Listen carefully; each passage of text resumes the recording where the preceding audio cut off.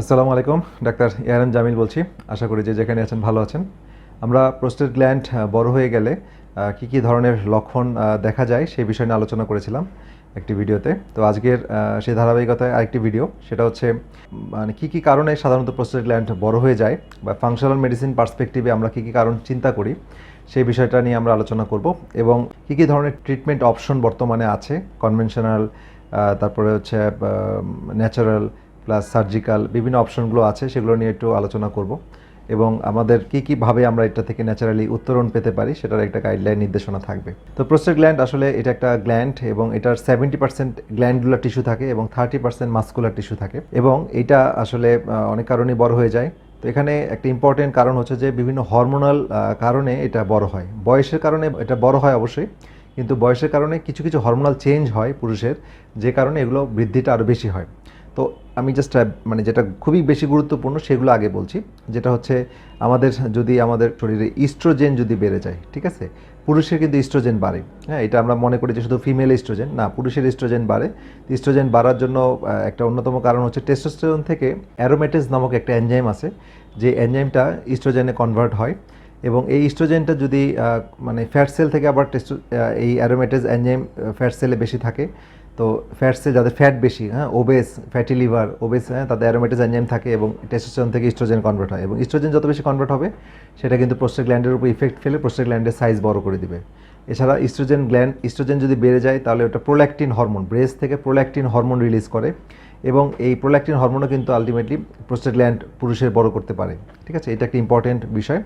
এছাড়া dihydroxy testosterone, যেটা হচ্ছে টেস্টোস্টেরনের একটা শক্তিশালী রূপ, যেটা বয়স বাড়লে এমনি বাড়তে থাকে। এছাড়া অনেকগুলো কারণে হয়, যেমন 5 আলফা রিডাক্টেজ নামে একটা এনজাইম, সেটা যদি আমাদের বডিতে ঠিকমতো মানে অতিরিক্ত কাজ করে, বেড়ে যায়, তাহলে টেস্টোস্টেরন থেকে ডাইহাইড্রোক্সি টেস্টোস্টেরন তৈরি হয় এবং এই ডাইহাইড্রোক্সি টেস্টোস্টেরনটা প্রোস্টেট গ্ল্যান্ডকে বৃদ্ধি করতে সাহায্য করে।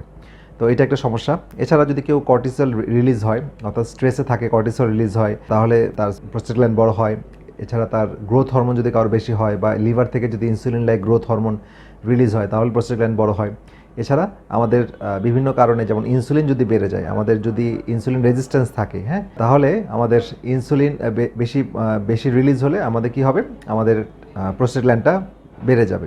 তো এই হরমোনাল ইস্যুগুলো প্রোস্টেট গ্ল্যান্ড বাড়িয়ে দিতে গুরুত্বপূর্ণ ভূমিকা পালন করে। তো এই বিষয়গুলো আমরা যদি দেখি যে পেশেন্টের মধ্যে থাকে, তাহলে সেটাকে ন্যাচারালি কমিয়ে আনার জন্য আমাদেরকে পদ্ধতি গ্রহণ করতে হয়। এছাড়া আমরা দুটো খুব গুরুত্বপূর্ণ মিনারেল যেমন জিঙ্ক এবং আয়োডিন, এই দুটোর ঘাটতি থাকলেও আমরা অনেক গবেষণায় প্রমাণিত যে প্রোস্টেট গ্ল্যান্ড বড় হয়ে আসে। সুতরাং জিঙ্ক এবং আয়োডিনের ঘাটতি শরীরে আছে কিনা সেটা আমরা চেক করি এবং সেখানে আমরা সঠিক খাবার দাবার, লাইফস্টাইল এবং প্রয়োজনীয় সাপ্লিমেন্ট প্রোভাইড করি। আচ্ছা, তো এখন আমরা কনভেনশনাল বা আমাদের সাধারণত কী কী ধরনের পদ্ধতি এখন বর্তমানে আছে যে প্রোস্টেট গ্ল্যান্ড বড় হয়ে গেলে, বা যেটাকে মেডিকেল ভাষায় বলা হয় BEP, benign enlargement of prostate, অর্থাৎ বিনাইন মানে কিন্তু নট ক্যান্সারাস, মানে ক্যান্সার হয়ে যায়নি। হ্যাঁ, সুতরাং ভয় পাওয়ার কিছু নাই। প্রোস্টেট গ্ল্যান্ড বয়সের কারণে এমনি বড় হয়, বিভিন্ন হরমোনাল ইস্যুতে বড় হয় এবং এই প্রোস্টেট গ্ল্যান্ড যদি বড় হয়, খুব সমস্যা তৈরি করে, তখন সাধারণত কনভেনশনাল মানে অ্যালোপ্যাথিক সিস্টেমে কিছু মেডিসিন, সিনথেটিক মেডিসিন দেওয়া হয়। যেমন দেওয়া হয় আপনার আলফা ব্লকার দেওয়া হয়, যেটা দিলে মোটামুটি তাড়াতাড়ি প্রোস্টেট গ্ল্যান্ড ছোটো হয়ে আসে, কিন্তু এটা সাইড এফেক্ট হচ্ছে যে হাইপোটেনশন করে, প্রেশার কমে যায়, রোগীদের অনেক মাথা ঘোরায়, ভার্টিগো হয়, হাইপোটেনশন হয়। আচ্ছা, এছাড়া 5 আলফা রিডাক্টেজ ইনহিবিটর নামে বিভিন্ন কোম্পানির বিভিন্ন ওষুধ আছে। তো মূল নামটা হচ্ছে 5 আলফা রিডাক্টেজ। তো এটা দিলেও 3 থেকে 6 মাসের মধ্যে অনেকের প্রোস্টেট গ্ল্যান্ডটা ছোটো হয়ে আসে। বাট এগুলো সিনথেটিক ওষুধ কোনোটাই সাইড ইফেক্ট মুক্ত নয়। তো এটা দেওয়ার পর অনেকের প্রোস্টেট গ্ল্যান্ড, কারণ এগুলো হচ্ছে সিমটমকে মাস্কিং করা হচ্ছে, বাট নট মানে ট্রিট দ্য রুট কজ, এবং রুট কজটাকে যেহেতু আইডেন্টিফাই করা হচ্ছে না, তো সেই জন্যে শুধু এই ট্রিটমেন্টে আপনাকে আশানুরূপ রেজাল্ট আসবে না। হ্যাঁ, আপনাকে রুট কজে আসতে হবে। রুট কজগুলো কী কী সেটা আমরা বলেছি এবং আরও বলবো, কিছু বিষয় আমরা তুলে ধরবো। তো তারপরে আমরা দেখি যে আমাদের সার্জিক্যাল কী কী অপশন আছে। সার্জিক্যাল অপশন হচ্ছে যে যদি সাধারণত এর চেয়ে অনেক বেশি হয়ে যায়, খুব বেশি রিটেনশন হয়, পেশাব আর হচ্ছেই না এবং কোনো ওষুধের কাজ হচ্ছে না, সিনথেটিক ওষুধ বা অন্য কোনো হার্বাল ওষুধ কোনোটাতে কাজ হচ্ছে না, তখন আমাদের সার্জনরা সার্জারি করার অ্যাডভাইস দেন। তো সার্জারি সাধারণত যে অপারেশনটা নাম হয় সেটাকে টার্প বলে, TURP, transurethral resection of prostate. তো এটা পেশাবের রাস্তা দিয়ে পাইপ দিয়ে এটা ভিজুয়ালাইজ করে এটা করা হয়। এছাড়া অনেক আধুনিক পদ্ধতি আসছে এখন। তো সেভাবে করা হয়। তবে এই অপারেশনে করলে রোগীরা তো সঙ্গে সঙ্গে রিলিফ পেয়ে যায়, কিন্তু এটাও সাইড ইফেক্ট মুক্ত না, অনেক সময় জটিলতা তৈরি হয়। দুইটা মারাত্মক জটিলতা যেটা হয় সেটা হচ্ছে আপনার ইউরিনারি ইনকন্টিনেন্স হয়ে যেতে পারে, অর্থাৎ আপনাকে সবসময় ডায়াপার পরে থাকার মতো একটা অবস্থা তৈরি হবে, হ্যাঁ, অর্থাৎ পেশাব ধরে রাখতে পারবেন না, পেশাব পড়তেই থাকবে। এটা অনেক সময় স্পিংটার ইনজুরি হলে এটা হতে পারে।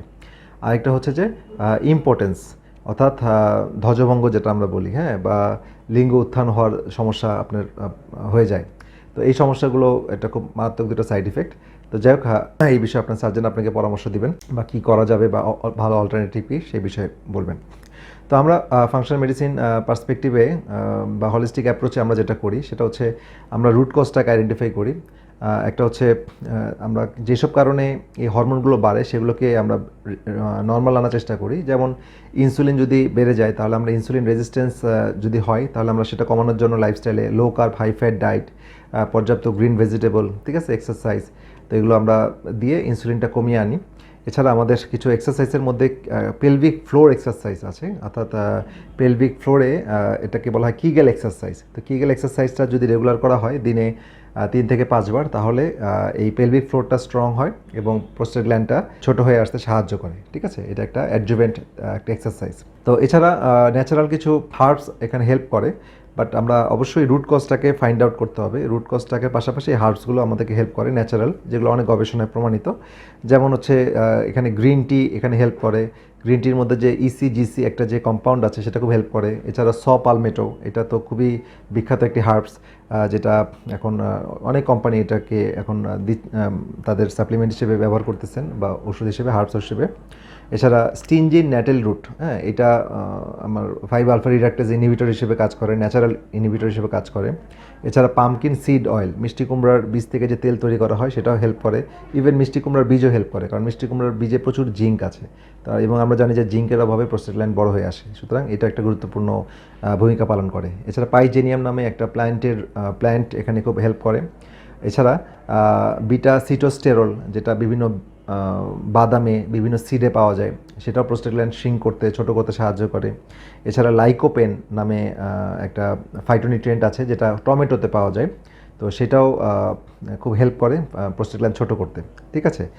আর এই যে এই হার্বসগুলো তো একটা হেল্প করছে, কিন্তু আমাকে লাইফস্টাইলের মধ্যে কিছু চেঞ্জেস আনতে হবে। কারণ আমরা দেখি কি, যদি আমরা যাদের প্রোস্টেট গ্ল্যান্ড বড় আছে তাদেরকে অনেক গবেষণা দেখা গেছে বা আমাদের এক্সপিরিয়েন্সও দেখেছি, তারা যদি বিভিন্ন ফার্মেন্টেড মিল্ক খায়, গরুর দুধ, বা গরুর দুধে যেটা হয় সেটা হচ্ছে অনেক সময় গ্রোথ হরমোন বেশি থাকে।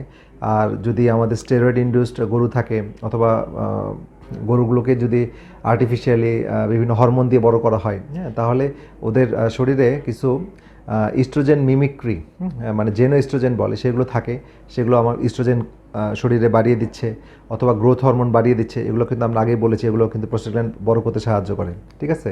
এছাড়া সয়াবিন, হ্যাঁ, সয়াবিন থেকে যে প্রোডাক্টগুলো তৈরি হয়, যাদের প্রোস্টেট গ্ল্যান্ড বড় তারাও সেটা অ্যাভয়েড করবেন, কারণ সয়া প্রোটিনে ইস্ট্রোজেন মিমিক্রি হিসেবে কাজ করে, অর্থাৎ ইস্ট্রোজেন রিসেপ্টরের সাথে সয়াবিন থেকে যে অংশগুলো আছে, ইভেন সয়াবিন থেকে তেল অথবা সয়াবিনের প্রোডাক্ট, ইভেন সয়াবিনের দুধ, এগুলো সবগুলোই ইস্ট্রোজেন মিমিক্রি হিসেবে কাজ করার কারণে প্রোস্টেট গ্ল্যান্ড বড় করতে সাহায্য করে। সুতরাং এই ধরনের খাবার আমাদেরকে, যাদের প্রোস্টেট গ্ল্যান্ড বড় তাদের অ্যাভয়েড করতে হবে। এছাড়া আমাদের ক্রুসিফেরাস ভেজিটেবল, এটা খুবই গুরুত্বপূর্ণ, যেটা ব্রোকলি, হ্যাঁ, ফুলকপি, বাঁধাকপি, ব্রাসেলস স্প্রাউটস, ঠিক আছে, তারপর কেল, এই ধরনের যে ক্রুসিফেরাস ভেজিটেবল আছে, এগুলো ইস্ট্রোজেন ডমিনেন্সকে প্রিভেন্ট করে, ইস্ট্রোজেনকে কমিয়ে আনতে সাহায্য করে। সুতরাং এই ধরনের খাবারগুলো বা এই ধরনের খাবারের জুসগুলো, এগুলো যদি আমরা রেগুলার খাই তাহলে ইস্ট্রোজেন কমে থাকে এবং প্রোস্টেট গ্ল্যান্ডটাও ছোটো হয়ে আসে। এছাড়া মাকা রুট, এটাও ইস্ট্রোজেন কমাতে সাহায্য করে। এই ধরনের বিভিন্ন বিষয় আছে। তো আসলে আমরা সার্বিকভাবে একটা পেশেন্টকে যখন হিস্ট্রি নেই, অ্যানালাইসিস করি, তখন আমরা ঠিক করি যে কার জন্য কীভাবে আমরা স্ট্র্যাটেজি ফিল আপ করবো আর কি। তো এটা হচ্ছে আজকের মেসেজ।